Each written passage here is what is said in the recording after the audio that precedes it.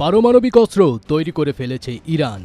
এবার শুধু তার প্রয়োগ বাকি। আলহামদুলিল্লাহ, অবশেষে মনে হয় ইরান পারমাণবিক শক্তিধর দেশ হয়ে গেছে। গেল শুক্রবার নবী মুজাবি ফার্দ, ইরানের একটি মসজিদের সম্মানিত খতিব সাহেব এবং একজন রাজনৈতিক নেতা, তিনি বলেছেন যদি আমেরিকা এমন কোনো কঠিন আক্রমণ ইরানের উপর আর দ্বিতীয়বার করে তাহলে ইরানও পারমাণবিক বোমার ভাষায় কথা বলবে। এই কথার দ্বারা তিনি এটাই বোঝাতে চাচ্ছেন যে আগামীতে পশ্চিমাদের তাদের বুকে কাঁপুনি ধরানোর জন্য এই কথাটাই যথেষ্ট। তার মানে তিনি বোঝাতে চাচ্ছেন পারমাণবিক দেশ ইরান হয়ে গেছে। এই নবী মুজাবি ফার্দ তিনি যে কথা বলেছেন তার কথার পরিপ্রেক্ষিতে ইরানের আরেকজন রাজনৈতিক নেতা তিনিও এমন কথাই বলেছেন, যদি আমেরিকা বা অন্য কোনো দেশের সহযোগিতায় যদি আক্রমণ এমন করা হয় ইরানে, তো ইরানের ভালোভাবে ক্ষতিগ্রস্ত হবে, তাহলে আর কোনো নরম সুরে, কোনো ড্রোনের সুরে কথা বলা হবে না, বরঞ্চ সেখানে পারমাণবিক বোমার সুরে কথা বলবে। এই কথা দ্বারা পশ্চিমাদের বুকে কাঁপুন ধরে গেছে। তার কারণ ইরান যদি পারমাণবিক শক্তিধর দেশ হয়ে যায় তাহলে বিশ্বের আর কোনো দেশই থাকবে না ইরানকে